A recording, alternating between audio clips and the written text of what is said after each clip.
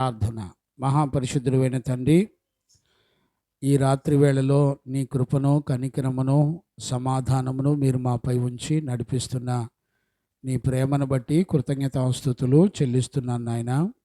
నీ నామ ఘనత కొరకై ఈ పరిచర్ల ద్వారా మీరు మహిమ, ఘనత, ప్రభావములు పొందినట్లుగా కృప చూపినందుకు స్తోత్రాలు. వాక్యము నీది, మేమందరము నీ పిల్లలు నాయనా. నీ సత్యవాక్యములో నుండి నీ బిడ్డలతో నాతో తేటగా మీరు మాట్లాడండి. నీ నామ ఘనత కొరకై ఈ పరిచర్యలు అన్నీ కూడా మీరు జరిగిస్తున్నందుకు స్తోత్రాలు. మహిమగల ఈ పరిచర్యలన్నిటి ద్వారా మీ నామానికి మహిమ తెచ్చుకున్నందుకు కృతజ్ఞతాస్తుతులు చెల్లిస్తూ, వాక్యం వింటున్న నీ బిడ్డలమైన మమ్మల్ందరినీ వాక్యము ద్వారా, ఆత్మ ద్వారా మమ్మల్ందరినీ పవిత్రులుగాను పరిశుద్ధులుగాను చేసినందుకు స్తోత్రాలు చెల్లిస్తూ, యేసయ్య నిన్ను అడిగి పొంది ఉన్నాము తండ్రి, ఆమెన్. ప్రార్థన ఆలకించి కృపనిచ్చిన యేసయ్యకు స్తోత్రము చేయుదమో. స్తోత్రం స్తోత్రం స్తోత్రం స్తోత్రం. తండ్రి, కుమార, పరిశుద్ధాత్మ దేవునికి స్తోత్రము చేయుదమో. స్తోత్రం స్తోత్రం స్తోత్రం స్తోత్రం. ఆమెన్. మంచిది, దేవునికి మహిమ కలుగునుగాక. Praise the lord. మనందరం కూడా పరిశుద్ధ లేఖనాల్లో నుంచి 2వ తిమోతి పుస్తకాన్ని ధ్యానం చేసుకుంటున్నాము. 2వ తిమోతి పుస్తకంలో మనందరం కూడా 2వ అధ్యాయం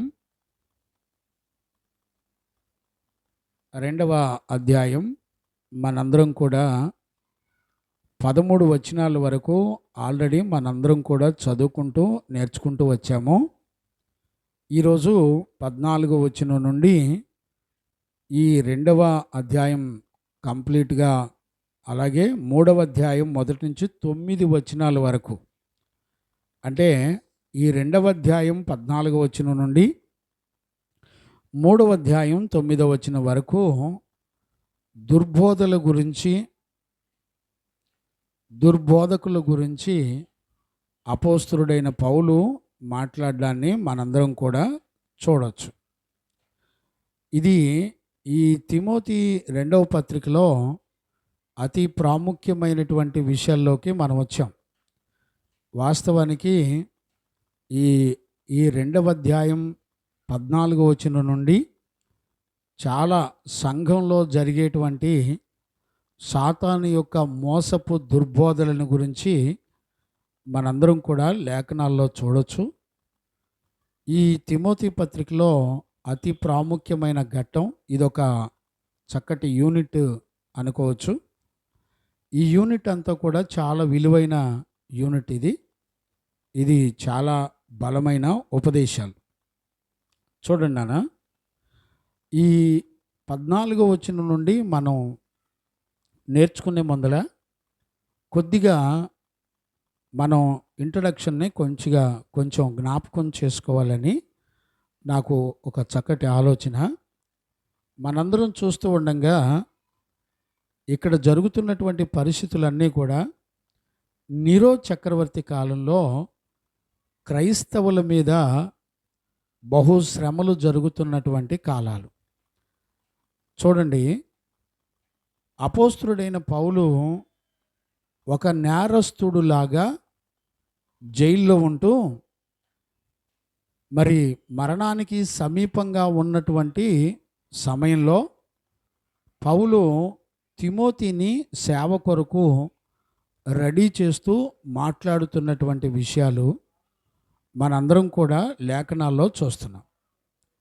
మనందరం గ్రహించవలసినటువంటి ప్రాముఖ్యమైనటువంటి విషయం ఏంటంటే, నీరో చక్రవర్తి కాలంలో సువార్త ప్రకటించినందుకు మరి సంఘమునకు వెలుపల అనేక శ్రమలు జరుగుతున్నటువంటి కాలాలు. ఈ శ్రమలలో దైవజనులు ఎలాంటి విశ్వాసము చేత సేవ చేయాలో అపోస్తలుడైన పౌలు అలాగే యేసుక్రీస్తును మాదిరిగా చూపిస్తూ నడిపించబడుతున్నటువంటి కాలాలు. చూడండి, మనం వినేటప్పుడు చాలా సులువుగాను తేలిగ్గాను వింటున్నాం. కానీ క్రైస్తవుడు అన్నందుకు మనల్ని జైల్లో పెట్టి సువార్త ప్రకటించినందుకు హింసించి బాధ పెడితే ఆ పరిస్థితులు ఇప్పుడు మన మీద ఉంటే మనందరం ఇలాగ కూర్చొని సువార్తను వినే పరిస్థితులు ఉండవు. ఆ రోజుల్లో సంఘానికి వెలుపల బహుభయంకరమైన ఉగ్రతను, శ్రమలను మనం చూస్తున్నాం.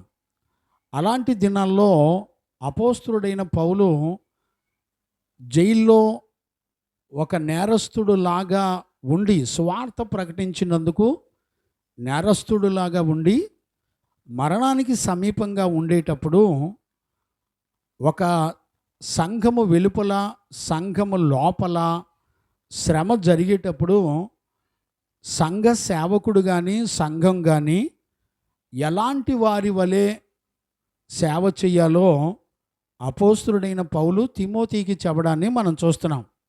మొదటి అధ్యాయం నుంచి ఇంచుమించుగా 2వ అధ్యాయము 13వ వచనం వరకు మనం ఇవన్నీ కూడా చూస్తూ వచ్చాం. అతి ప్రాముఖ్యంగా ఈ 2వ అధ్యాయం దగ్గరికి వచ్చేపాటికి పౌలు తిమోతికి ఒక పక్క నీరో చక్రవర్తి ద్వారా సువార్త ప్రకటించబడేటప్పుడు శ్రమలు అనుభవిస్తున్న దినాల్లో ఒక పక్క ఆసియా సంఘం అంతా కూడా అపోస్తలుడైన పౌలును వదిలిపెట్టిన పరిస్థితుల్లో ఎంతోమంది సంఘాన్ని విడిచిపెట్టి చెదిరిపోయిన పరిస్థితుల్లో మిగిలిన వారిని ఎలా ఏ విషయాలు చెప్పి బలపరుచుకోవాలో పౌలు తిమోతికి చెప్పడాన్ని మనం చూస్తున్నాం. ఇందులో దేవుని కృప మీద ఆధారపడాలని, దేవుని కృప ద్వారా మనము ఈ పరిచర్యలన్నీ కూడా చేయగలుగుతామని పౌలు ప్రారంభించాడు ఈ 2వ అధ్యాయంలో. ఈ 2వ అధ్యాయం మొదటి వచనం ద్వారా కృప ద్వారా బలవంతుడివై మంచి టీచర్ వలె, అంటే అనేక మందిని గుడ్ స్టూడెంట్లను తయారు చేసే ఒక మంచి టీచర్ వలె 4 తరాల ప్రజలను కాపాడేటువంటి ఒక మంచి దైవజనులను కనే ఒక దైవజనుడిగా నువ్వు తయారవ్వాలి తిమోతి అని చెబుతూ, ఈ సంఘము వెలుపల శ్రమలు ఉన్నప్పుడు ఒక మంచి సైనికుల వలె శ్రమ పడాలని పౌలు మాట్లాడుతూ వచ్చాడు. అలాగే మంచి అథ్లెటిక్ వలె కష్టపడి బహుమతిని సంపాదించుకోవాలని మాట్లాడుతూ వచ్చాడు. అలాగే మంచి వ్యవసాయకుని వలె మరి కష్టపడి పని చేయాలని పౌలు తిమోతికి యేసుక్రీస్తును పోలినటువంటి జీవితాన్ని చూపిస్తూ వచ్చాడు. అలాగే మనం 8వ వచనం నుండి కూడా మనం చూస్తే సంఖ్యలలో బంధించబడి ఉన్నప్పటికీ కూడా సువార్త ఆగదు అనే సత్యాన్ని మనందరం కూడా చూడవచ్చు.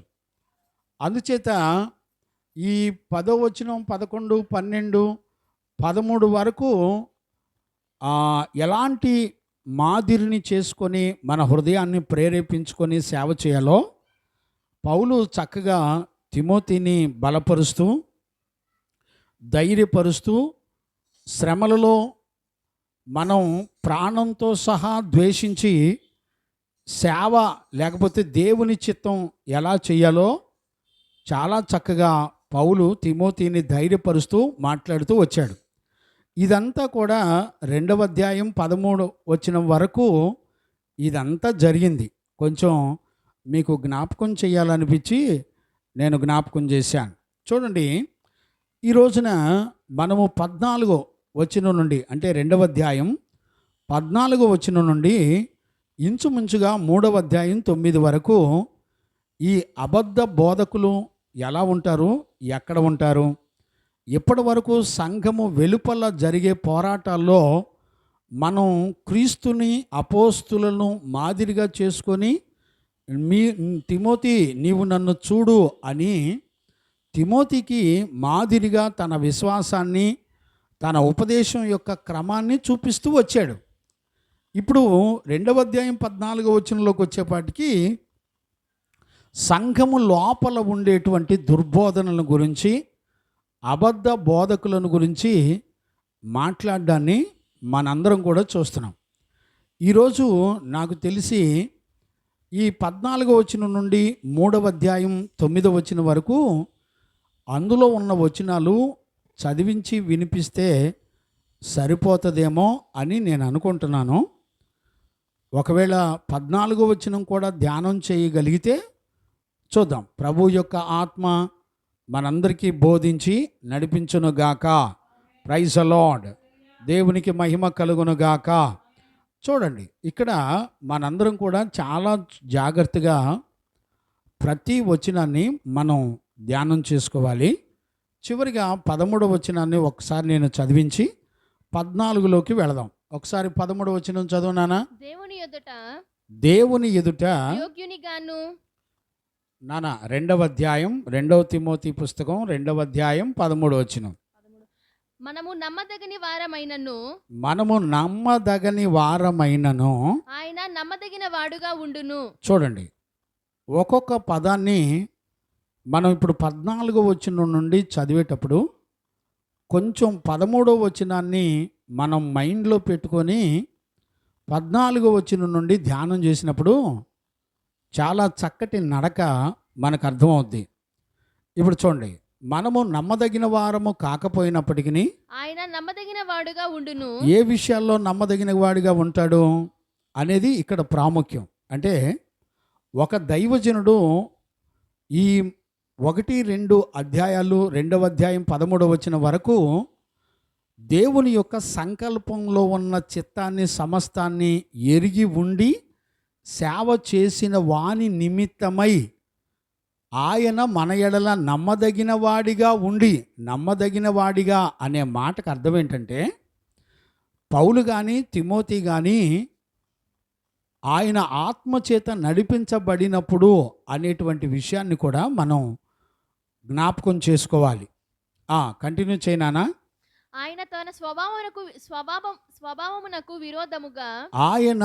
స్వభావమునకు విరోధముగా ఏదియూ చేయలేడు.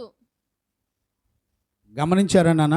ఏది కూడా చేయలేడు అంటే ఆయన స్వభావము అంటే ఆయన గుణ లక్షణాలు. ఇప్పుడు చూడండి, విశ్వాసము కానివ్వండి, పోరాటం కానివ్వండి, నమ్మకత్వం కానివ్వండి, యథార్థత కానివ్వండి, భవిష్యత్తు గురించినటువంటి సర్వసంపూర్ణత అంతటిలో ఆయన తన స్వభావానికి విరోధంగా ఎక్కడా కూడా అంగీకరించడు, ఏది కూడా చెయ్యడు.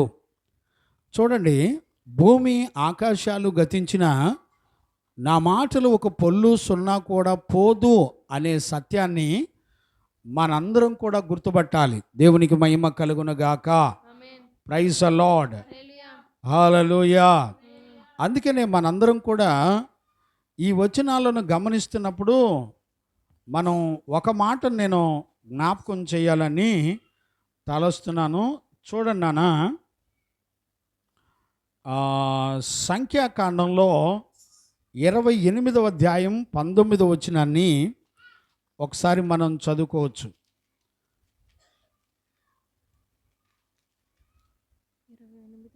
అయితే యెహోవాకు దహన బలిగా మీరు 2 కోడె దూడలను ఒక పొట్టేళ్లను ఏడాదివగు 7 మగ గొర్రె పిల్లలను అర్పింపవలెను. అవి మీకు కలిగిన వాటిలో నిర్దోషమైనవై ఉండవలెను. వాటి నైవేద్యము. చూడండి, నిర్దోషమైనది అని అంటే అర్థం ఏంటంటే మచ్చ, కళంకం, డాగు, ముడత అనేది ఉండకూడదు. చూడండి, దేవునికి అర్పించేటువంటి ఆ క్రమాలన్నిటిలో కూడా ఆయన తన స్వభావానికి విరుద్ధంగా చేయడు. కంటిన్యూ చేయనా?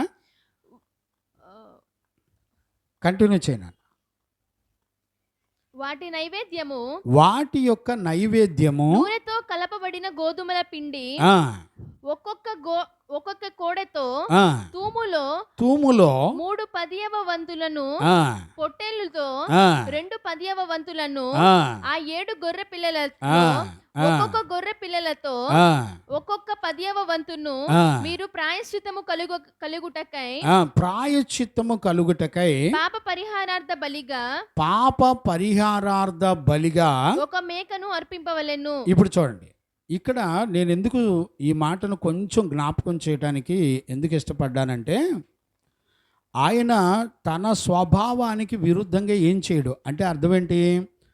ఆయన ఏది చేస్తే ఏ పాపం పరిహరించబడిద్దో ఆ క్రమం చొప్పున మాత్రమే మనము బలులు అర్పించాలి. ఇప్పుడు చూడండి, సమూయేలు పుస్తకంలో కూడా సౌలు రాజుకు సమూయేలు చెప్పాడు, నేను వచ్చి బలులు అర్పిస్తానంటే అతడు తన స్వనీతిని అనుసరించి నడిచాడు. అక్కడ 15వ అధ్యాయంలో 29 చదువునాను, లేకపోతే కొంచెం ఆ నడకను చూపించడానికి నేను కొంచెం జ్ఞాపకం చేస్తున్నాను. 15వ అధ్యాయం 29 చూడడానికి, లేకపోతే ఇశ్రాయేలులలో పుట్టినవాడే గాని వారి మధ్యను నివసించు పరదేశీయే గాని పొరపాటున ఎవడైనను పాపము చేసిన ఎడల వానికిని మీకును విధి ఒక్కటే ఉండవలెను. చూడండి, విధి ఒక్కటే అంటే విధి రాత ఎవడో మార్చలేడు అంటారు కదా, విధి ఒక్కటే. అలాగే అక్కడే కొంచెం 20, 21 మీరు చదవక్కర్లేదు, ఇవన్నీ కూడా మీకు తెలుసు. సమూయేలు మరి బలి అర్పించడానికి బదులుగా సౌలు బలి అర్పించాడు. అందుకు మాట వినటం శ్రేష్టం. ఇక్కడ ఈ ఉద్దేశాన్ని నేను జ్ఞాపకం చేయటంలో గల ఆలోచన ఏంటంటే, ఆయన ఏది చెప్పాడో అంతవరకు మాత్రమే మనం ఆలోచించాలి. ఇక్కడ చూడండి, తిమోతికి ఏ విషయాలు చెప్పాడో వాటన్నిటిలో దేవుడు నమ్మదగినవాడు. అంటే అర్థం ఏంటి? ఇవి కాకుండా ఆయన చెప్పిన విషయాలలో ఒక దైవజనుడు కానీ సంఘం కానీ ఎదగాలి.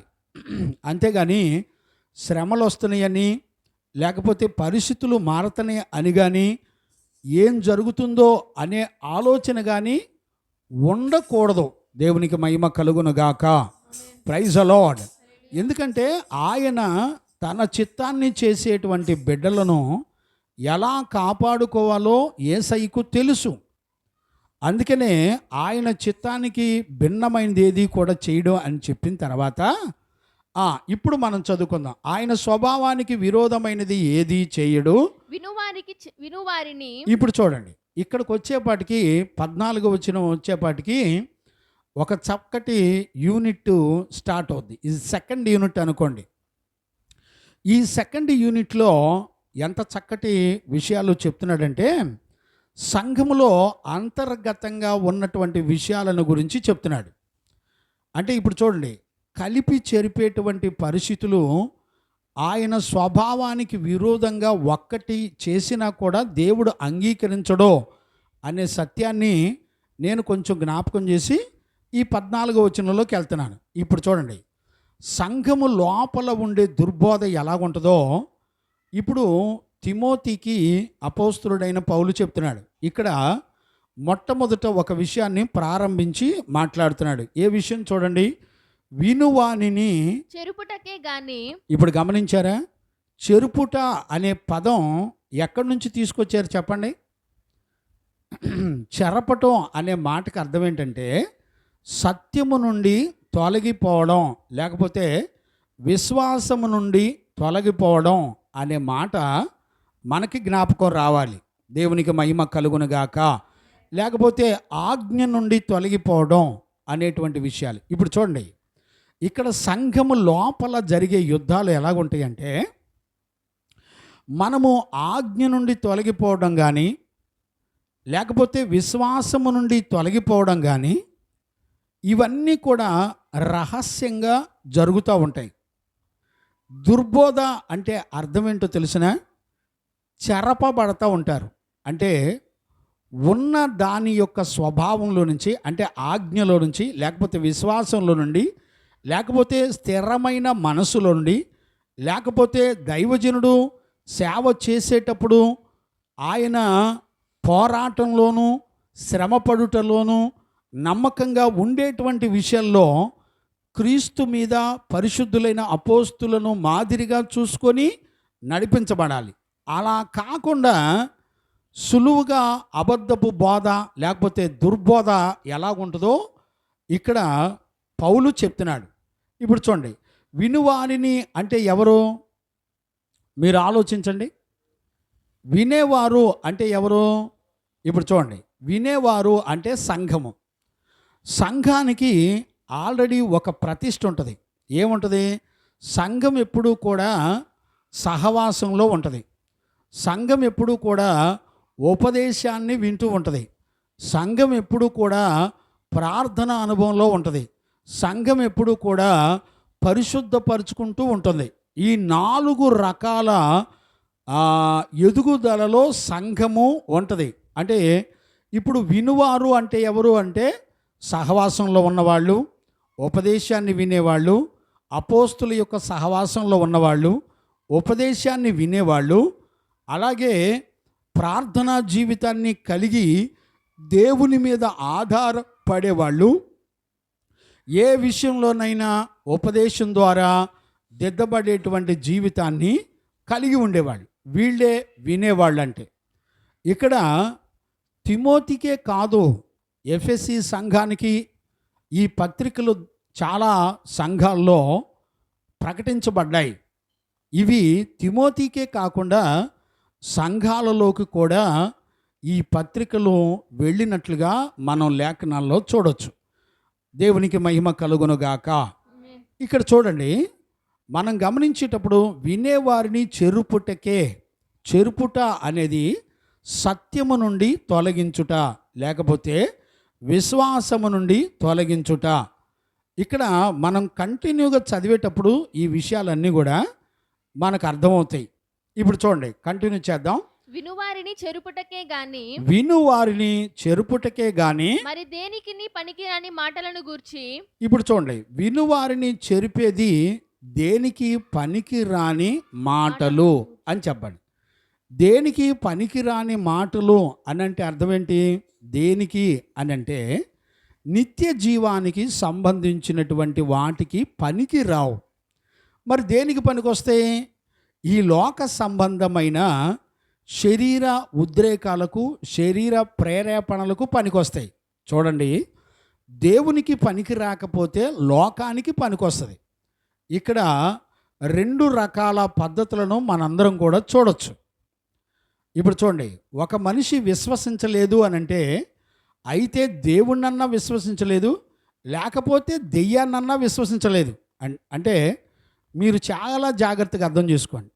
విశ్వాసం అనేది దేవుని మీద కాకపోతే ఇంకొక దాని మీద ఉంటుంది. మనం ఇక్కడ గమనించాల్సినటువంటి అతి జాగ్రత్త పడేటువంటి విషయాలు పౌలు మాట్లాడుతున్నాడు. చూడండి, ఒక పక్క నీరో చక్రవర్తి కాలంలో క్రైస్తవులు అనబడిన వారిని హింసిస్తున్నటువంటి కాలాలు, ఒక పక్క సంఘములో కూడా చాలామంది దైవజనులను, సంఘాలను విడిచిపెట్టి వెళ్ళిపోయేటువంటి పరిస్థితులు.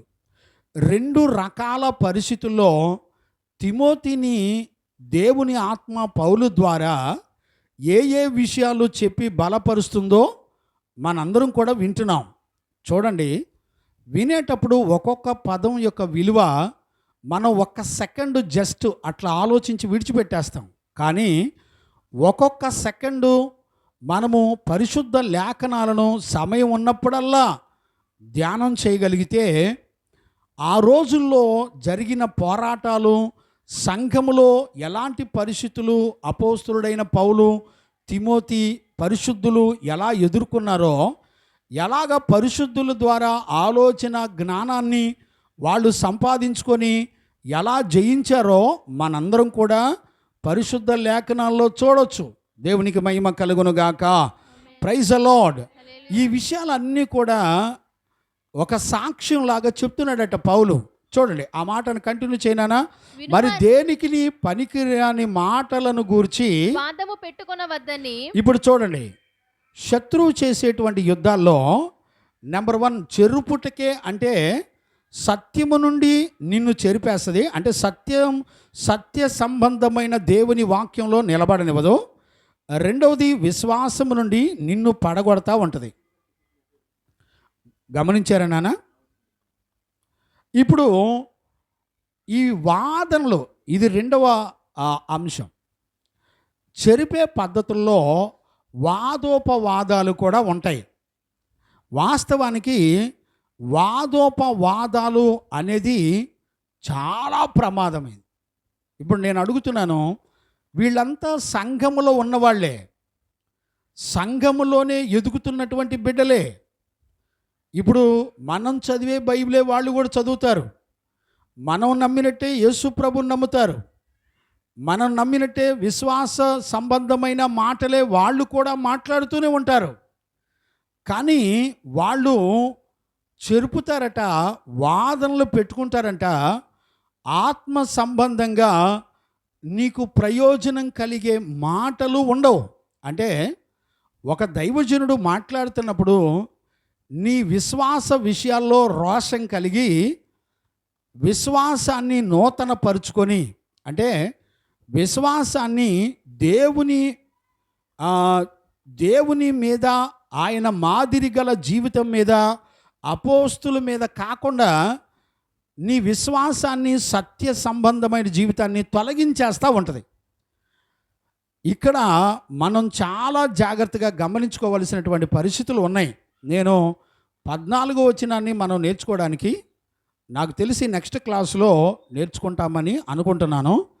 14, 15 ఒక్కొక్క క్లాసు, ఒక్కొక్క సెక్షన్, అంటే ఇంచుమించుగా గంటన్నర పడుతుంది. కానీ నేను ఇక్కడ ఆగట్లేదు, ముందుకు వెళుతున్నాను. వాదములు పెట్టుకోనవద్దని ప్రభు ఎదుట వారికి సాక్ష్యం ఇచ్చుచు. ఇప్పుడు చూడండి, ఇక్కడ జరుగుతున్న విషయాలన్నీ కూడా ప్రభు ఎదుటే జరుగుతున్నాయి. కానీ పరిశుద్ధులు ఏం చెప్తున్నారంటే వాదనలు పెట్టుకోవద్దు అని ప్రభువుని మధ్యలో తీసుకొని వచ్చి చూపిస్తున్నాడు. అంటే ఈ వాదనలన్నిటిలో ప్రభు గమనిస్తున్నాడు అనే సత్యాన్ని చెప్తున్నాడు. చదువునానా? ప్రభు ఎదుట వారికి సాక్ష్యం ఇచ్చుచు, ప్రభు ఎదుట వారికి సాక్ష్యం ఇచ్చుచు ఈ సంగతులను వారికి జ్ఞాపకము చేయుము. అంటే ఆల్రెడీ తిమోతికి తెలుసు ఈ సంగతులన్నీ. మరలా ఎందుకు చెప్తున్నాడు చూడండి. దైవజనుడు ఎప్పుడూ కూడా ఒక విషయాన్ని మరలా జ్ఞాపకం చేస్తూ ఉంటాడు. చాలామంది ఏమనుకుంటారంటే ఇదంతా చెప్పిన వాక్యమే కదా, మరలా చెప్తాడేంటి. ఇప్పుడు చూడండి, వెండి బంగారాల గురించి నేను చెప్పాను అనుకోండి, మరలా పద్దాక అదేనా అనేవాళ్ళు చాలామంది ఉంటారు. కానీ ఆ వాక్యాన్ని విన్న తర్వాత వాక్య ప్రకారంగా దేవుడు నిన్ను లెక్క అడుగుతాడు అనే మాటకి భయపడతారండి. ఇప్పుడు చూడండి, తిమోతికి ఈ దుర్బోధ గురించి, దుర్బోధకుల యొక్క గుణాల గురించి ఆల్రెడీ ఉపదేశాల ద్వారా బాల్య దినము నుండే తిమోతిని పెంచాడు పౌలు. అంటే ఉపదేశానుసారమైన సంగతులు ఆల్రెడీ తిమోతికి తెలుసు.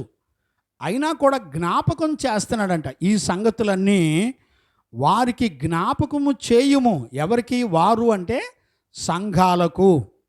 అంటే తిమోతి ఏ సంఘాల మధ్యలో ప్రయాణం చేస్తూ పౌలు ద్వారా నడిపించబడ్డాడో ఆయా సంఘాలు అన్నిటికీ కూడా ఈ సంగతులన్నీ చెప్పు. ఇప్పుడు చూడండి, దుర్బోధన గురించి, దుర్బోధకుల గురించి సంఘాలకు తెలియచేయవలసినటువంటి బాధ్యత తిమోతికి మరలా పౌలు జ్ఞాపకం చేస్తున్నాడు. అంటే దైవజనుడు ఇప్పుడు ఏం చేయాలి? దైవజనుడు సంఘాలకు తెలియచేయాలి.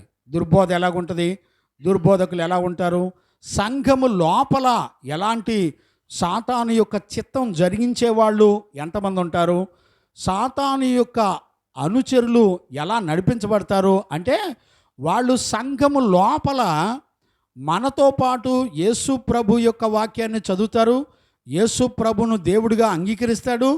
కానీ వాళ్ళు సాతాను యొక్క చిత్తాన్ని నెరవేరుస్తూ ఉంటారు.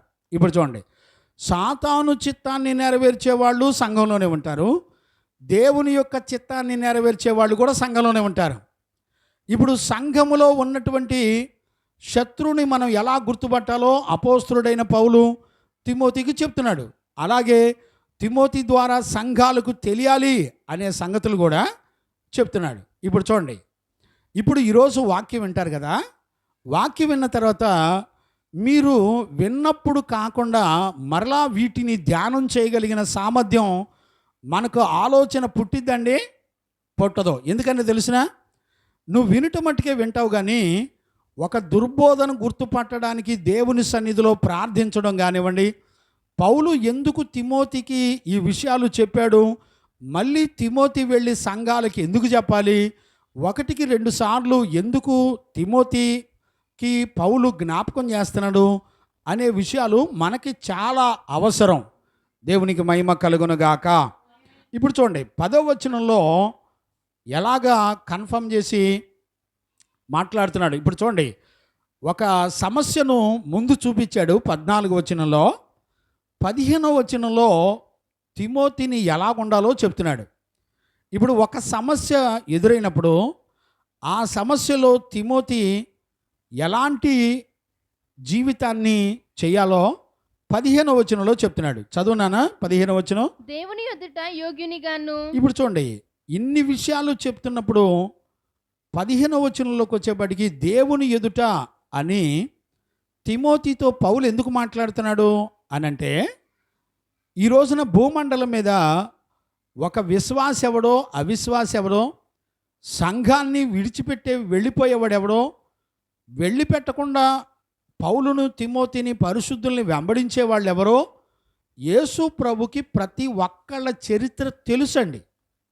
మరలా చెప్తున్నాను, దేవుని ఎదుట అనే మాటకు అర్థం ఏంటంటే, సంఘము లోపల జరిగే పోరాటాల్లో కానీ, సంఘము వెలుపల జరిగే పోరాటాల్లో కానీ తిమోతి ఎప్పుడు కూడా దేవుని ఎదుట మాత్రమే తన సేవా జీవితాన్ని కొనసాగించాలి.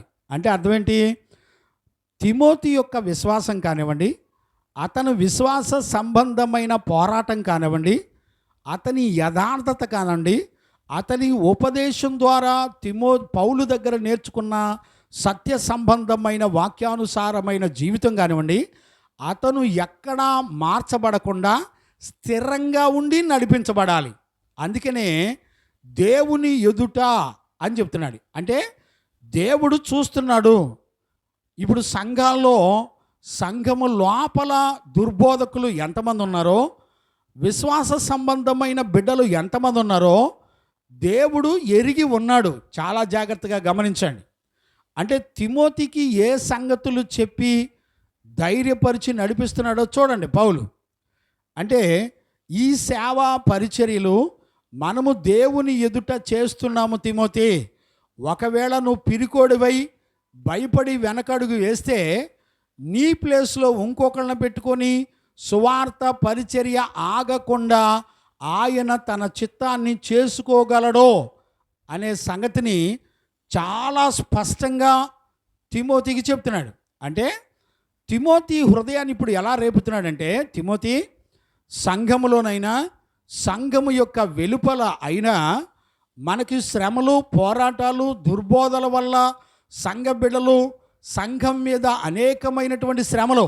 ఇప్పుడు చూడండి, ఆదికాండం మొదలుకొని ప్రకటన గ్రంథం వరకు కూడా సంఘము పుట్టినది మొదలుకొని సంఘాన్ని చెరపడానికి ఈ లోకం యొక్క రాజ్యం యొక్క అధికారులు, ఈ లోక రాజ్యము యొక్క బలము సంఘ బిడ్డలను, సంఘాలను చెరపడానికి ఎన్నో యుద్ధాలు, పోరాటాలు చేశాయి.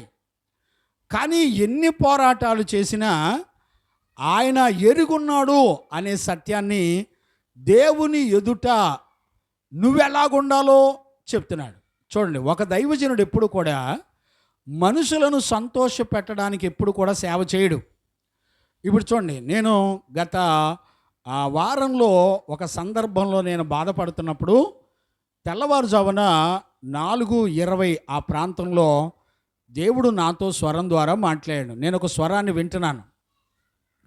ఏమని వింటున్నానంటే, నేను మనుషులను సంతోషపెట్టుటకు నిన్ను సేవకునిగా నేను నియమించలేదు, నా కొరకు నా చిత్తం చేయడానికి నిన్ను నేను సేవకునిగా ఎన్నిక చేసుకున్నానో నువ్వు బాధపడవలసిన అవసరత లేదు అని దేవుడు నాతో మాట్లాడినప్పుడు నేను చాలా సంతోషించాను, గొప్ప నెమ్మది పొందాను నేను.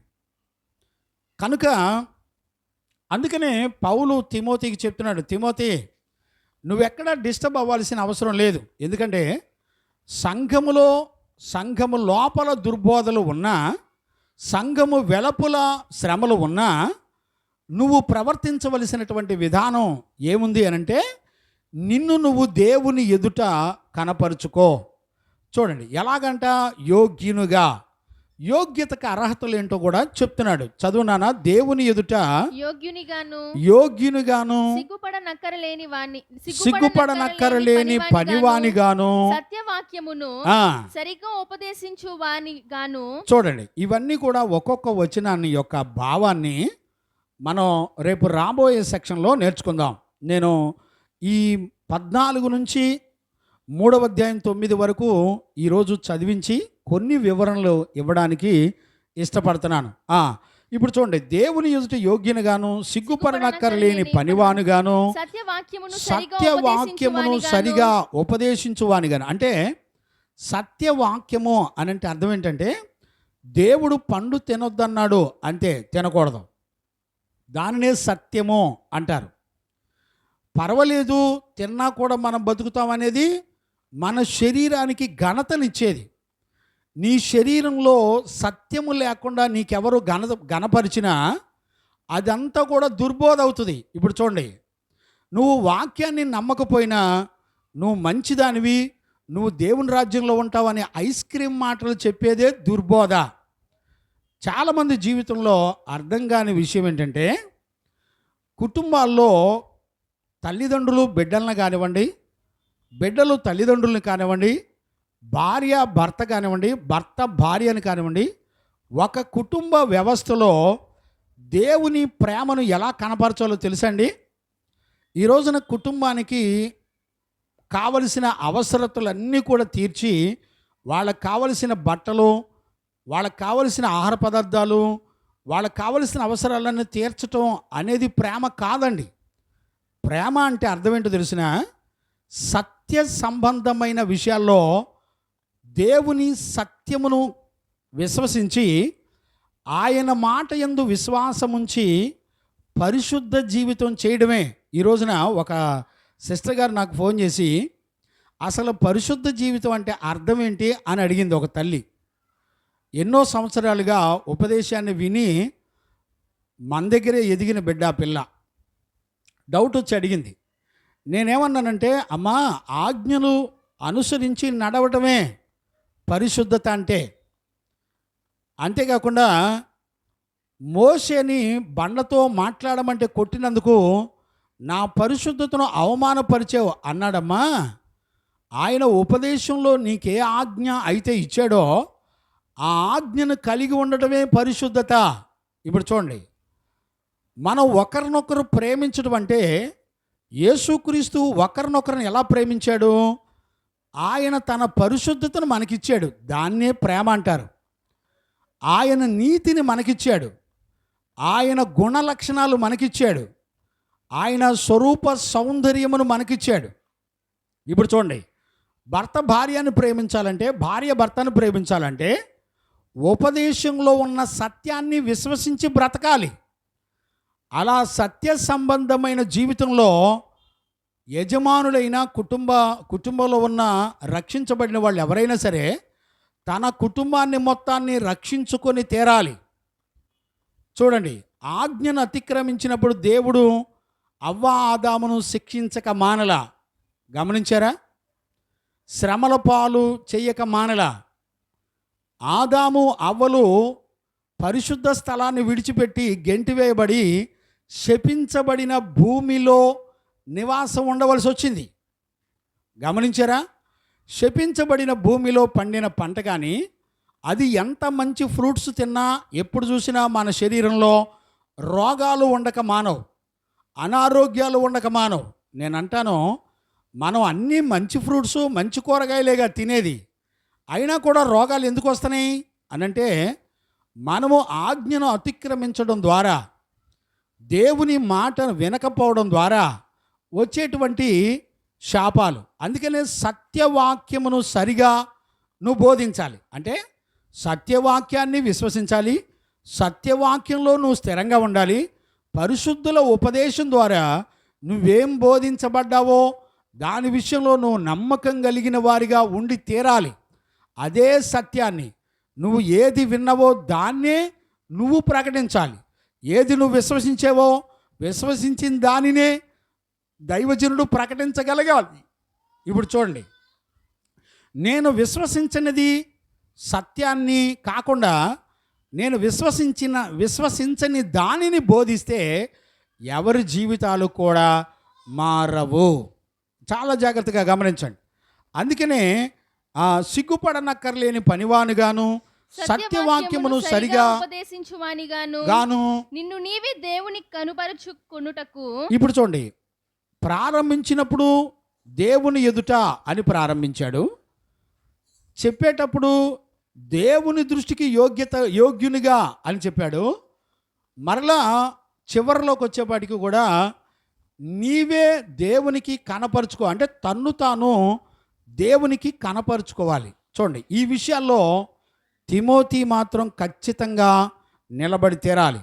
చూడండి, ఆ సంఘం వెలుపల కానివ్వండి, సంఘంలో కానివ్వండి, దుర్బోధలు కానివ్వండి, శ్రమలు కానివ్వండి, ఏ పరిస్థితులనైనా ఎదుర్కోవాలంటే తిమోతి ఏ స్టాండర్డ్లో ఉండాలో పరిశుద్ధుడైన అపోస్తలుడైన పౌలు చెప్పడాన్ని మనం చూడొచ్చు. నిన్ను నీవే దేవునికి కనపరుచుకొనుటకు జాగ్రత్త పడుము. అపవిత్రమైన వట్టి ఇప్పుడు చూడండి, వట్టి మాటలకు. ఇప్పుడు చూడండి, మరలా ఎక్కడికి వచ్చాడు? 14వ వచనంలో ఉన్న సంగతి మరలా జ్ఞాపకం చేస్తున్నాడు. అపవిత్రమైనవంట. ఇప్పుడు చూడండి, అక్కడ ఏమన్నాడు? మొదట చెరుపుటికే అన్నాడు, రెండవది వాదనలు పెట్టుకోవద్దు అన్నాడు, దీని గురించి ముందుగా మీకు చెప్పాను అన్నాడు, దాన్ని జయించడానికి నువ్వు ఎలాగుండాలో చెప్పాడు. ఇప్పుడు చెప్తున్నాడు మరలా 16వ వచనంలోకి వచ్చేపాటికి అపవిత్రమైన ఒట్టి మాటలకు నువ్వు విముఖుడవై ఉండుము. అట్టి మాటలాడేవాళ్ళు ఎక్కువగా భక్తిహీనులగుదురు. ఇప్పుడు చూడండి, అపవిత్రమైన ఒట్టి మాటలు ఎలాగుంటాయో నిజంగా రేపు రాబోయే 2 సెక్షన్లో మనం నేర్చుకుంటాం. దేవునికి మహిమ కలుగునుగాక. అట్టి మాట్లాడువారు మరి ఎక్కువగా భక్తిహీనులవుతారు. చూడండి, భక్తిహీనత అనేది ఎలాగుంటుందో కూడా మనం చూద్దాం. 17వ వచనం. ఇప్పుడు చూడండి, 16వ వచనంలో చెప్పిన దానికి ఇంకా వివరణ 17వ వచనంలో కూడా ఇస్తున్నాడు. ఏమని? కొరికెడి పుండు పాకినట్లు వారి మాటలు పాకును, వారిలో హుమయైనను ఫిలేతును కూడా ఉన్నారు. పునరుత్థానము గతించనని చెప్పుచు. ఇప్పుడు చూడండి, దుర్బోధ ఎలా మాట్లాడిద్దో చూడండి. పునరుద్ధానం గురించి మాట్లాడిద్దంట. ఇప్పుడు ఇది చాలా పెద్ద ప్రమాదం అండి. రేపు ప్రభు యొక్క రాకడలో పునరుద్ధానం అనే నిరీక్షణ నీ పరిశుద్ధ జీవితానికి, నీ విశ్వాస జీవితానికి, లేకపోతే నీ సత్య సంబంధమైన వాక్యానుసారమైన జీవితానికి మెయిన్ ఆధారం ఏదైనా ఉంది అనంటే అది ప్రభు యొక్క రాకడ, లేకపోతే పునరుద్ధానం. ప్రభు రాకడలో సిద్ధపడేటువంటి జీవితానికి గుర్తు. ఇప్పుడు చూడండి, ఒక దుర్బోధ నిన్ను వాదోపవాదనలు పెట్టుకొని ఉట్టి మాటల చేత నిన్ను పునరుద్ధానంలో రాకడ కొరకు సిద్ధపడకుండా నిన్ను దెబ్బతీసేస్తుంది. రేపు 14, 15, 16 వచనాలు ధ్యానం చేసుకునేటప్పుడు ఇవన్నీ కూడా మనం ధ్యానం చేసుకుందాం. ఒక్కొక్క వచనంలో ఉన్న విషయాలన్నీ కూడా లోతుగా పరిశుద్ధాత్మ దేవుడు మనందరితో మాట్లాడునుగాక. చూడండి, ఈ ఒట్టి మాటలు, చెరపబడే జీవితం, లేకపోతే వాదనలు పెట్టుకునే జీవితం మొత్తం ఎక్కడికి వచ్చి పనిచేస్తుందో తెలిసిన పునరుద్ధానం దగ్గరికి వచ్చేసిందండి.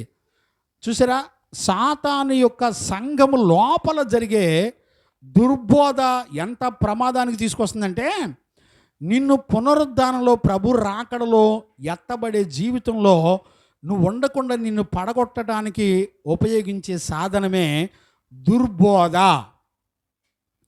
చూడండి, చాలా జాగ్రత్తగా మనం రేపు రాబోయే దినాల్లో నేర్చుకుందాం. దేవునికి మహిమ కలుగునుగాక. Praise the lord. ఇప్పుడు చూడండి, పునరుద్ధానము గతించినని చెప్పుచు సత్య విషయము. సత్య విషయము తప్పిపోయి. ఇప్పుడు చూడండి, ఏ విషయం తప్పిపోయారు వీళ్ళు? ఇప్పుడు ఉదయం నేను 14వ వచనంలో ఎక్స్ప్లెయిన్ చేసేటప్పుడు మీకు చెప్పాను కదా, సత్య విషయంలో తప్పిపోదు. చెరపబడ్డం అంటే అర్థం ఏంటి? వాక్యాన్ని ఉన్నట్టుగా నమ్మనకుండా నిన్ను ఈజీగా కన్వర్ట్ చేసేటువంటి ఈజీ పదాలు ఉపయోగించి పునరుద్ధానానికి నిన్ను సిద్ధపడనీయకుండా సత్య సంబంధమైన దేవుని వాక్యం, ఎందుకంటే భూమి ఆకాశాలు గతించిన ఒక పొల్లు సున్నా కూడా పోకుండా నెరవేర్చబడే దేవుని వాక్యాన్ని నమ్మనీయకుండా నిన్ను చాలా సులువుగా పడగొట్టేస్తాడు. చదువునా, కంటిన్యూ చేయనా? అయినను కొందరు విశ్వాసమును చెరుపుచున్నారు. ఇప్పుడు చూసారా, సత్యము నుండి తొలగించేదే చెరపబడ్డం అంటే, సత్యము నుండి విశ్వాసము నుండి తప్పించేదే చెరపబడ్డం అంటే. ఒట్టి మాటలంటే చూడండి, అవి ఒట్టిగా ఉండటమే కాకుండా అది ఈ లోక తత్వజ్ఞానాన్ని కలిగి ఉంటుంది. ఒట్టి మాటలు వెనక ఈ లోకం యొక్క బలము కలిగి ఉంటుంది. ఇప్పుడు చూడండి, ఆదిమ సంఘాలు ప్రారంభించినది మొదలుకొని నేటి వరకు, అంటే మోషే సేవ ప్రారంభించిన దగ్గర నుంచి అపోస్తులు నేటి వరకు జరిగే సేవా విధానాల్లో సంఘం మీద లోకం బలమైనటువంటి ఇనుప దండాన్ని పెట్టి మరి చెదరగొట్టి నాశనం చేయడానికి ఎన్నో పోరాటాలు చేస్తున్నట్లుగా మనం చూడొచ్చు. కంటిన్యూ చేయనా? అయినను దేవుని యొక్క స్థిరమైన పునాది నిలకడగా ఉన్నది. ఇప్పుడు గమనించారా, దేవుని యొక్క స్థిరమైన పునాది నిలకడగా ఉందంటే అర్థం ఏంటి? విశ్వసించిన వాళ్ళలో, సత్యమును నమ్మిన వాళ్ళలో ఆల్రెడీ యేసుక్రీస్తు అనే పునాది ఉంది. దేవునికి మహిమ కలుగునగాక. అందుకనే పౌలు ఏమంటాడంటే, నేను వేసిన పునాది కాకుండా వేరొక పునాది, వేరొక దాని మీద ఎవడో కూడా కట్టకూడదు అంటాడు. ఆయన వేసిన పునాదిలో ఎవరున్నారంటే యేసుక్రీస్తు అనే బండ మీద పునాది వేశాడు. అపోస్తులు వేసిన పునాది కాకుండా. గమనించారా నాన్న? దేవునికి మహిమ కలుగునగాక. ఇప్పుడు ప్రభు ఏమంటున్నాడంటే, ఇప్పుడు పౌలు ఏమంటున్నాడంటే తిమోతికి చెప్తున్నాడు, తిమోతి, పునాది మీద కట్టబడిన విశ్వాసులు ఉన్నారు. వాళ్ళందరూ కూడా ఆయనకు తెలుసు ఆయన ఎక్కడెక్కడ ఉన్నారో. ఆయన స్థిర విశ్వాసం కలిగిన వాళ్ళు, ప్రభు రాకడ కొరకు సిద్ధపడే వాళ్ళు ఉన్నారో లేదో ఆయనకు తెలుసు. స్థిరమైన పునాది ఆల్రెడీ వేయబడింది. ఆ పునాది మీద కట్టబడిన పిల్లలు ఉన్నారు. ఆ మాట చదువున్నాను, 19వ వచనం. అయినను దేవుని యొక్క స్థిరమైన పునాది నిలకడగా ఉంది. ప్రభువు తన వారిని ఎరుగును. దేవునికి మహిమ కలుగునగాక. ఎంత చక్కటి మాట అండి. ప్రభు తన వారిని ఎరుగును. చూడండి, ఏ దైవజనునైనా సంఘములో ఉన్నటువంటి విశ్వాసినైనా మీరు దేవుని రాజ్యానికి వెళ్తారో వెళ్ళరో అనే మాట మనం మాట్లాడక్కర్లా. ఎవరు సిద్ధపడుతున్నారో, ఎవరు ప్రభుని ఎదుర్కోబోతున్నారో, ఆయన పిల్లలు ఎవరో, ఏ పునాదుల మీద వాళ్ళు కట్టబడ్డారో ఆల్రెడీ ప్రభువుకి తెలుసు అంట. నేను పోయిన వారంలో నేను బాధపడుతున్నప్పుడు, ఈ వారంలో నేను బాధపడుతున్నప్పుడు పరిశుద్ధాత్ముడు నాతో మాట్లాడినప్పుడు నేను చాలా సంతోషించాను. దేవునికి మహిమ కలుగునుగాక. Praise the lord. గమనించారు నాన్న, ఆల్రెడీ ప్రభు తన వారిని ఎరిగి ఉన్నాడు. ఎవరెవరు ఆయన పిల్లలు ఎక్కడెక్కడ పునాదుల మీద కట్టబడి ఎదుగుతున్నారో ఆయన దగ్గర లిస్ట్ ఉంది. కనుక తిమోతి బాధపడాల్సిన అవసరం ఏమి లేదు. గమనించారా? కంటిన్యూ చేయనా? అనుదినము ప్రభువు నామమును ఒప్పుకొను ప్రతి వాడును. చూడండి, అనుదినము అనే మాట చాలా విలువైంది. ఒప్పుకోవటం అనే మాటకి అర్థం ఏంటంటే, అనుదినము ఒప్పుకొనుట అంటే పరిశుద్ధపరచుకొనుట, లేకపోతే శుద్ధీకరించుకొనుట. గమనించారా? ఉపదేశం విన్నప్పుడు, ఉపదేశము ద్వారా దేవుడు నీతో మాట్లాడినప్పుడు ఏ విషయాల్లో మనం దేవునికి విరోధంగా ఉన్నామో వాటన్నిటి విషయాల్లో మనలను మనమే సరిచేసుకోవడానికి దేవుని ఎదుటికి రావాలి. దేవునికి మహిమ కలుగునగాక. Praise the Lord. హల్లెలూయా. గమనించారా నాన్న? ఈ రోజుల్లో మనము దగ్గర 5-6 సెక్షన్లుగా మంచి మనస్సాక్షి గురించి మనం ప్రభు ఎదుట మనస్సాక్షి గురించి నేర్చుకుంటున్నాం. ఈ రోజున మనస్సాక్షి మన మీద నేరారోపణ చేయడానికి మన మన విశ్వాస సంబంధమైన హృదయానికి ఉపదేశంలో ఉన్న సత్యము చేత ఎదగాలి మన హృదయం. దేవునికి మహిమ కలుగునుగాక. 66 పుస్తకాల్లో ఉన్నటువంటి సర్వసంపూర్ణత అంతా మన హృదయానికి ఎరిగి ఉన్నప్పుడు మన మనస్సాక్షి ఏ ఏ విషయాలలో నేరారోపణ చేస్తుందో తెలిసిపోతూ ఉంటుంది. ఒకవేళ ఉపదేశం మీద ఆధారపడకుండా, సత్య సంబంధమైన దాని మీద నువ్వు ఆధారపడకుండా, విశ్వాసము లేని మూర్ఖ తరాల యొక్క మాటలు వింటూ నీ ఇష్టం వచ్చినట్టు ప్రవర్తిస్తే నీ మనస్సాక్షి ఖచ్చితంగా నిన్ను మోసం చేస్తుంది. నేను ఇప్పుడు ఈ అంశం గురించి మాట్లాడడానికి లేను, కానీ దేవునికి మహిమ కలుగునుగాక. Praise the lord. అందుకనే ఇక్కడ మనం చూస్తే ప్రభు నామమును ఒప్పుకొను ప్రతివాడును దుర్నీతి నుండి తొలగిపోవలను. చూడండి, ఇట్ ఈస్ యువర్ రెస్పాన్సిబిలిటీ, నీ బాధ్యత. దుర్నీతి నుండి నీకు నువ్వే తొలగిపోవాలి. దుర్నీతి అంటే ఏంటి? దుష్టుడు నీతి. ఇప్పుడు దుష్టుడు నీతి నిన్నేం చేస్తాడంటే నీ ఆయుష్కాలం అంతా వాదోపవాదనలు పెట్టుకుంటాడు. అంటే నువ్వు ఎక్కడా స్థిరంగా ఉండలేవు. కొన్ని రోజులు ఇక్కడ, కొన్ని రోజులు అక్కడ, కొన్ని రోజులు నువ్వు ఎవరిని పడితే వాళ్ళని గుడ్డోళ్ళని వెంబడిస్తూ ఉంటావు. స్థిరంగా ఉండలేవు. అర్థమైందండి? పరిశుద్ధుల దగ్గర స్థిరమైన విశ్వాసాన్ని కలిగి ఉండి మనం ప్రభు యొక్క రాకడ కొరకు సిద్ధపడాలి. ఇప్పుడు చూడండి, దుర్నీతి నుండి తొలగిపోవలను అనునదియు దానికి ముద్రగా ఉన్నది. దేవునికి మహిమ కలుగునుగాక. ఇప్పుడు చూడండి, ఒప్పుకోవడం లేకపోతే ఆయన పునాది మీద కట్టబడడం అనేవన్నీ కూడా ముద్రగా ఉన్నవట.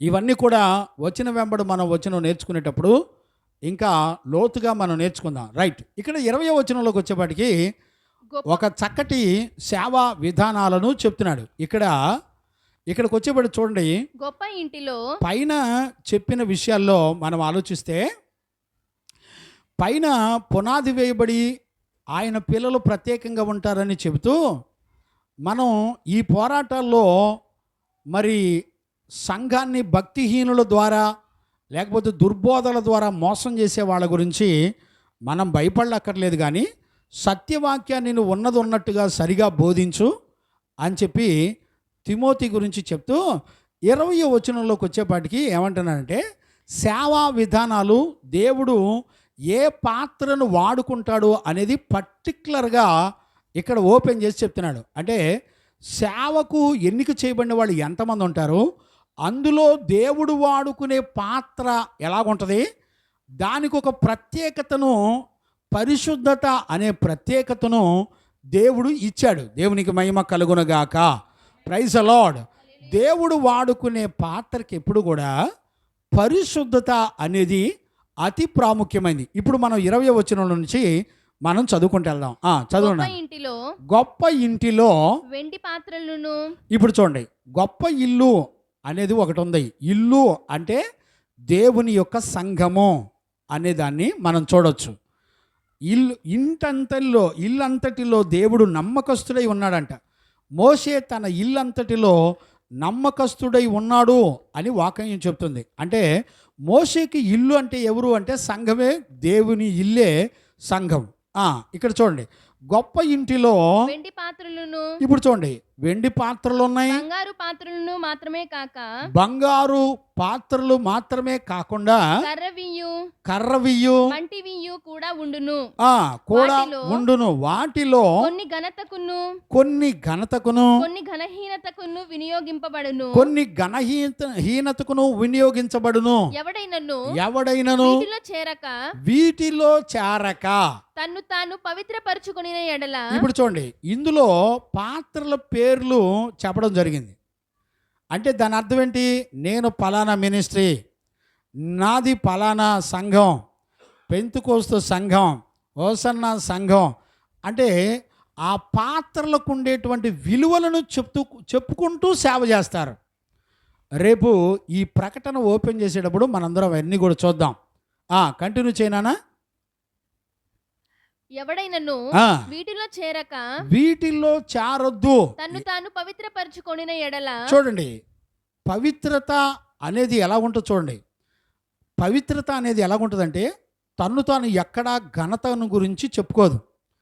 తన్ను తాను ఎక్కడా కూడా నేను పలానా అని కానీ, లేకపోతే నేను ఉపదేశం చేశానని కానీ, లేకపోతే నేను ప్రసంగికుడిని కానీ, లేకపోతే నాది పలానా మినిస్ట్రీ అని కానీ, ఎక్కడ తన సంఘాన్ని గురించి మేమందరం కొండల్లోకి వెళ్ళి ప్రార్థన చేస్తామని కానీ, మేమందరం పార్కుల్లోకి వెళ్ళి ప్రార్థన చేస్తామని కానీ, లేకపోతే మేమందరం రహస్యాల్లోకి వెళ్ళి వీడియోలు తీసి మేమందరం ఇలా ప్రార్థన చేస్తాం, ఇలా ఉంటాం అని చెప్పేవి కావు.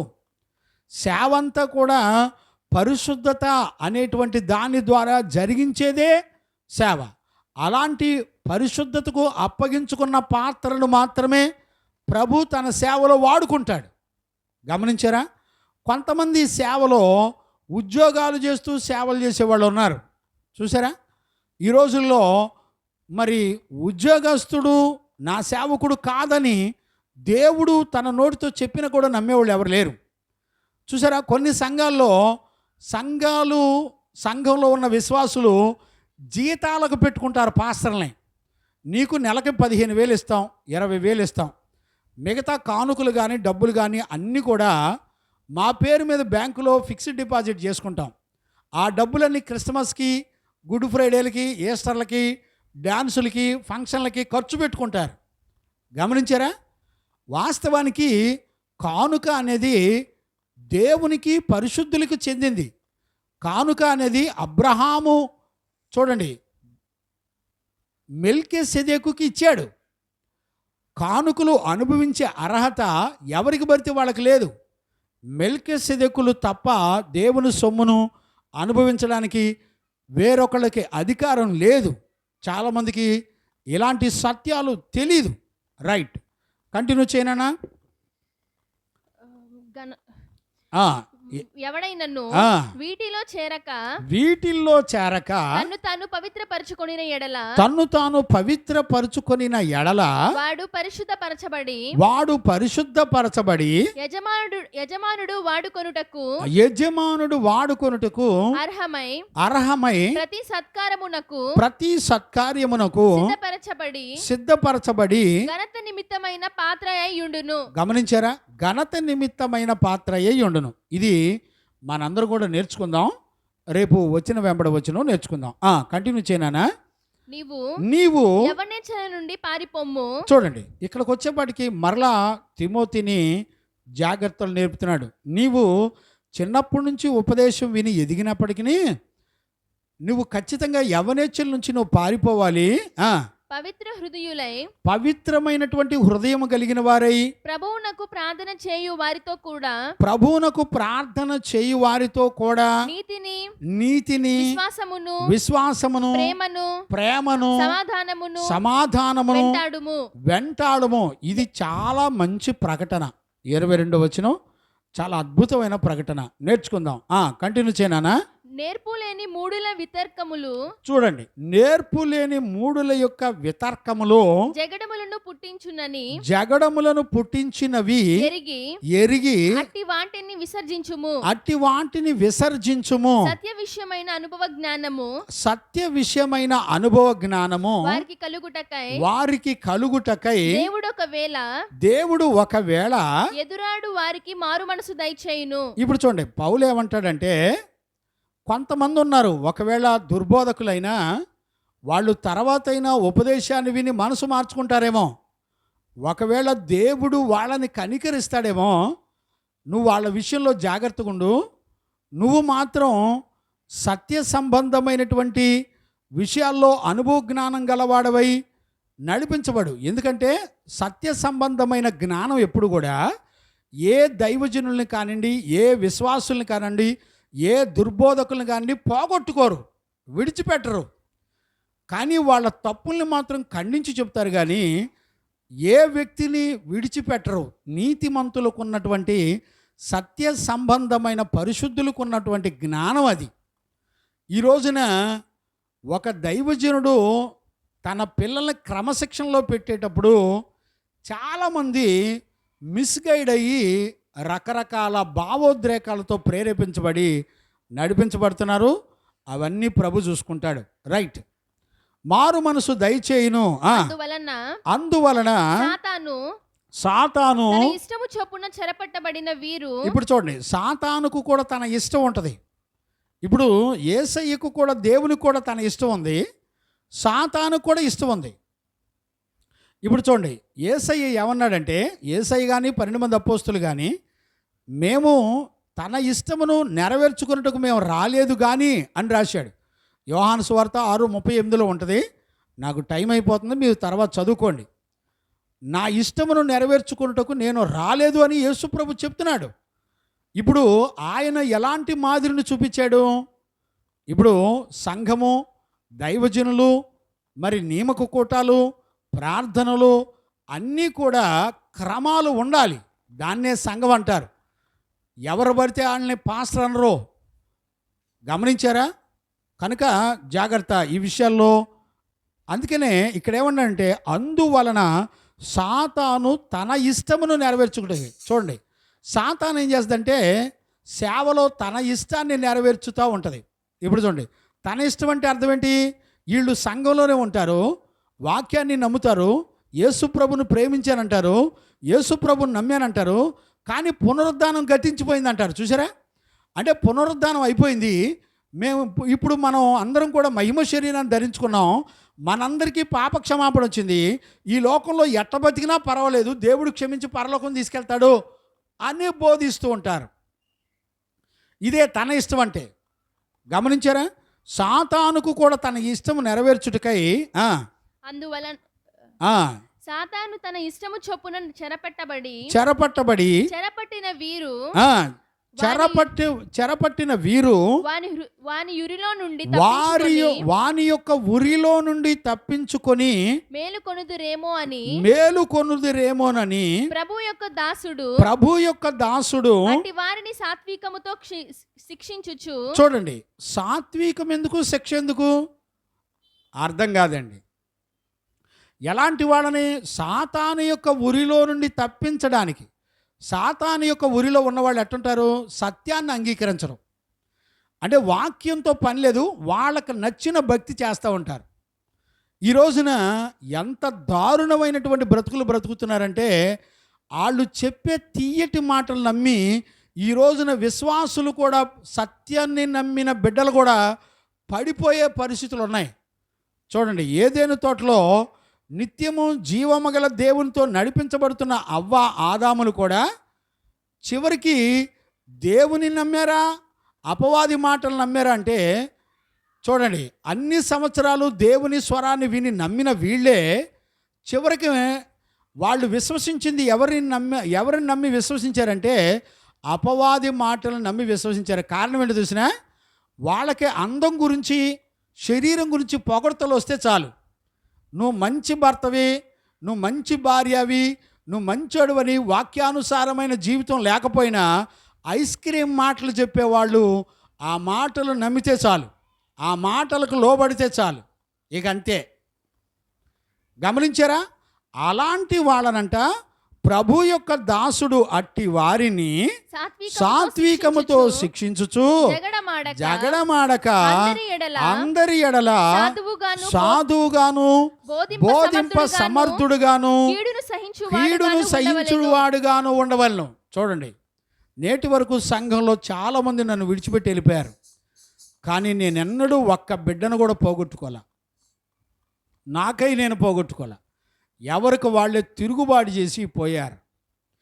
నేను నేటికి చనిపోయే వరకు వెళ్ళిన వాళ్ళంతా తిరిగి రావాలని ప్రార్థన చేస్తూ ఉన్నాను. ఈ రోజున ఎంతోమంది పాత బిడ్డలు చాలామంది వెళ్ళిపోయిన వాళ్ళంతా ఈ రోజున సంఘాలకు వచ్చి చేర్చబడి బాధపడుతున్నారు. ఆ రోజున అయ్య మాట వినలేదు, ఈ రోజున బ్రతుకు మార్చుకోవడానికి మరలా అవకాశం దొరికింది అని సంతోషిస్తూ సంఘాల్లోకి అనేక మంది బిడ్డలు మరలా చేర్చబడ్డాన్ని నేను కనులారా చూస్తున్నాను. దేవునికి మహిమ కలుగునుగాక. Praise the lord. అందుకనే ప్రభు యొక్క దాసుడట శిక్షిస్తూ, సాత్వికముతో శిక్షిస్తూ జగడమాడక అందరి ఎడల సాధువుగాను బోధింప సమర్థుడుగాను కీడును సహించువాడుగాను ఉండేవాళ్ళు. వాళ్ళు ఎంతో కీడు చేస్తారు. సత్యవాక్యాన్ని బోధిస్తే ఈరోజు నన్ను ఏమంటున్నారో తెలుసండి, నిన్ను దేవుని ఆత్మ వదిలిపెట్టి వెళ్ళిపోయింది, నీ మీద దేవుని ఉగ్రత ఉంది, నువ్వు అయిపోయావు, నీ చాప్టర్ క్లోజ్ అంటున్నారండి. ఎందుకయ్యా అంటే కారణాలు చెప్తే దానికి వివరణ ఇస్తే అర్థం చేసుకునే పరిస్థితుల్లో కూడా లేరు. ఏం చేస్తాం? ప్రభు చూసుకుంటాడు. దేవునికి మహిమ కలుగును గాక. కాబట్టి చూడండి, ఇప్పుడు 2వ అధ్యాయం 14వ వచనం నుండి 26వ వచనం వరకు మనం వచ్చాం. ఇప్పుడు 3వ అధ్యాయంలోకి వచ్చేవాడికి అంత్య దినములలో అపాయకరమైన కాలములు వచ్చునని మీరు తెలుసుకోండి. నేను అంటాను, తిమోతికి అంత్య దినాల గురించి మాట్లాడాల్సిన అవసరం ఏముంది?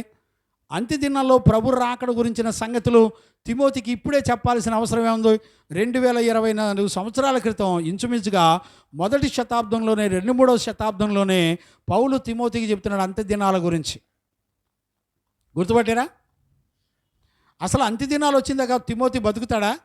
ఏ మనిషి అయినా 60 ఏళ్ళు, 70 ఏళ్ళు, 80 ఏళ్ళు అని కీర్తనలు దావీదు రాసినప్పుడే చెప్పాడు. మరి తిమోతి బతుకుతాడనా? అంత్యకాలంలో గురించి తిమోతితో పౌలు ఎందుకు మాట్లాడుతున్నాడు?